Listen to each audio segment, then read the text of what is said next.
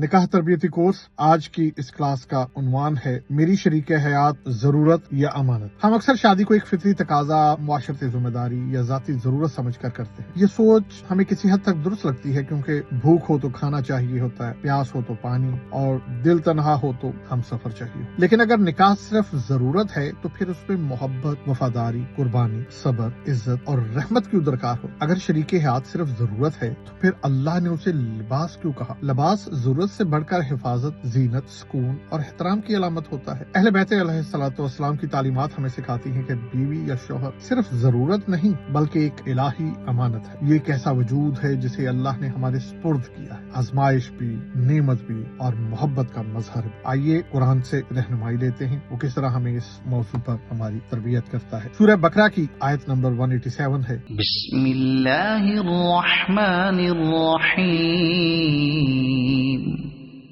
ہن لباس لکم وانتم لباس لہن۔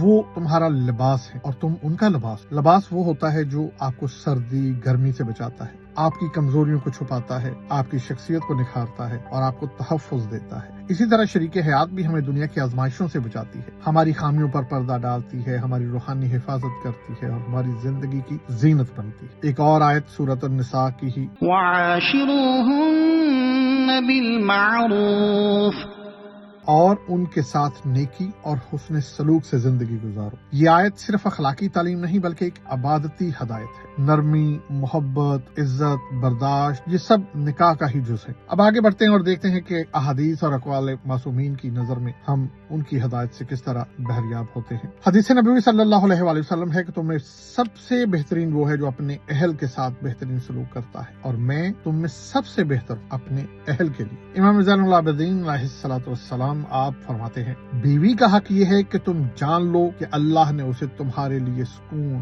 محبت اور رحمت کا وسیلہ بنایا ہے۔ تمہیں چاہیے کہ اس نعمت پر اللہ کا شکر ادا کرو۔ امام جعفر صادق علیہ الصلوۃ والسلام آپ فرماتے ہیں، جو شخص اپنی بیوی کو ایذا پہنچائے، اللہ اس کی نماز، روزے، حج اور زکوٰۃ کچھ بھی قبول نہیں کرتا یہاں تک کہ وہ اسے خوش نہ کر لے۔ تربیت کے لیے ایک مثال آپ کے سامنے پیش کرتا ہوں۔ فرض کریں کہ آپ کو ایک عظیم بادشاہ نے ایک صندوق دیا ہو اور کہا ہو، یہ صندوق میرے خزانوں میں سے ہے، اس میں میرے قیمتی جواہرات ہیں، تمہیں صرف ایک کام کرنا ہے کہ اس کی حفاظت اور اس کی عزت و قدر کرنی ہے۔ آپ روز اس صندوق کو دیکھیں گے، صاف کریں گے، عزت دیں گے اور اس میں جھانک کر دعا کریں گے، اے اللہ، تو نے جو امانت دی ہے اس کی حفاظت کرنا میری عبادت ہے۔ اب ذرا سوچیں، کیا آپ اس امانت پر غصہ کریں گے یا اس پر چیخیں گے؟ کیا اس کی بے توقیری کریں گے؟ ہرگز نہیں۔ اسی طرح شریک حیات بھی وہی امانت ہے اور اللہ دیکھ رہا ہے آپ اس امانت کے ساتھ کیسا سلوک کرتے ہیں۔ روزمرہ زندگی میں جو ہے آپ کی تربیت کے لیے 5 نکات آپ کے سامنے پیش کرتا ہوں۔ پہلا نقطہ یہ ہے کہ روزانہ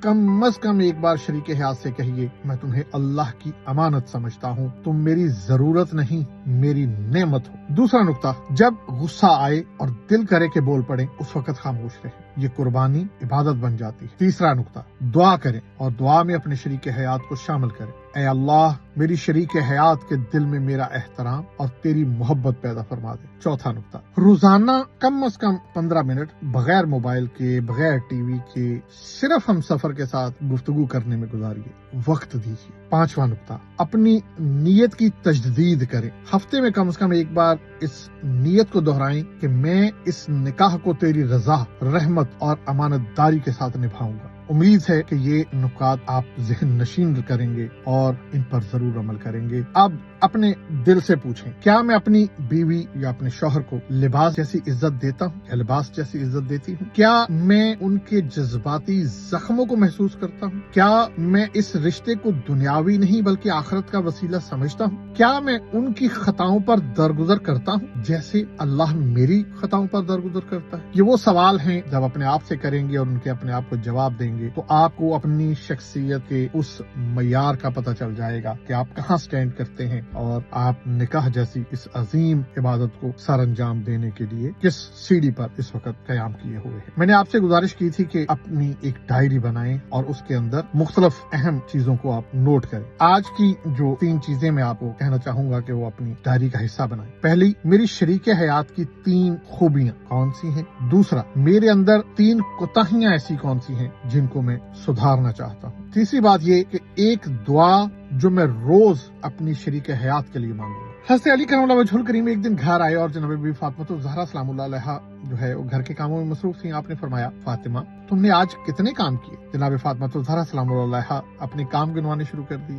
فرمایا، میں نے آج آٹا پیسا، پانی بھرا، بچوں کو سنبھالا، کپڑے دھوئے۔ امام خاموشی سے سن کر آپ دیدہ ہو گئے اور فرمایا، فاطمہ تمہاری خدمت تمہیں جنت کا حقدار بناتی ہے، تم اللہ کی طرف سے مجھے دی گئی سب سے قیمتی امانت ہو۔ صاحبان شعور کے لیے یہ مختصر سی جو گفتگو ہے یہ ایسی خوبصورت اور تربیتی گفتگو ہے کہ ہم سب کے لیے مشعل راہ ہے اور اس کے اندر انتہائی قیمتی خزانہ چھپا ہوا ہے جو آپ کو بتاتا ہے کہ آپ کا اپنی شریک حیات کے ساتھ رشتے کا معیار کیا ہونا چاہیے۔ ہم آخر میں ایک دعا کو شامل کرتے ہیں اور آج کی دعا ہے لباس محبت کے لیے۔ اے اللہ، میرے شریک حیات کو دنیا میں میرا نور اور آخرت میں نجات کا ذریعہ بنا دے اور ہمارے دلوں کو اپنی محبت میں جوڑ دے۔ 3 آج کے ایسے کام ہیں جو آپ کو آج کرنے ہیں۔ ایک نوٹ لکھیں، دعائیہ نوٹ۔ اے اللہ، میری شریک حیات میرے لیے ایک لباس محبت، لباس تحفظ اور لباس رحمت بن جائے۔ دوسری یہ، اپنی شریک حیات کے لیے ایک محبت بھرا جملہ کہیں، میں تمہیں صرف پسند نہیں کرتا، میں تمہیں اللہ کی طرف ایک امانت سمجھتا۔ تیسرا اقدام، اپنی نیت کی تجدید کریں، اپنے دل میں کہیں، میں نکاح کو صرف اپنی ضرورت نہیں اللہ کی نعمت اور امانت سمجھ کر نبھاؤں گا۔ ہم یہ جو سفر کر رہے ہیں نکاح تربیتی کورس کا، یقین جانیے یہ حقیقتاً اپنی نوجوان نسل کو، اپنے بچوں کو اس راہ کی طرف رہنمائی کرنا ہے جس پر چل کر وہ اپنی زندگیوں کو ایک خوبصورت انداز میں گزارنے کے قابل ہو جائیں، کیونکہ گھر آپ کے لیے اقتدار کی، حکومت کی پہلی سلطنت ہوتی ہے۔ جب آپ اپنے گھر کی سلطنت کو بہترین طریقے سے لے کر چلنے کے قابل ہو جاتے ہیں تو پھر آپ معاشرے کو لے کر چلنے کے قابل ہوتے ہیں۔ ہمیں ایک صحت مند خوبصورت معاشرہ تشکیل دینا ہے اور اس کے لیے جو پہلی درسگاہ ہے وہ انسان کا اپنا گھر ہے۔ اس پر ہم اپنی کوشش آپ کے سامنے پیش کر رہے ہیں۔ امید ہے کہ آپ کو یہ سب باتیں پسند آتی ہوں گی۔ اللہ کرے آپ کا نکاح آپ کی زندگی کا سب سے حسین اور بابرکت رشتہ ثابت ہو۔ اپنے گرد و نواح کے لوگوں کا خیال رکھیے، ان کے آپ پر حقوق ہوتے ہیں، ان کے حق ادا کرتے رہیں۔ اللہم صلی علی محمد وآلہ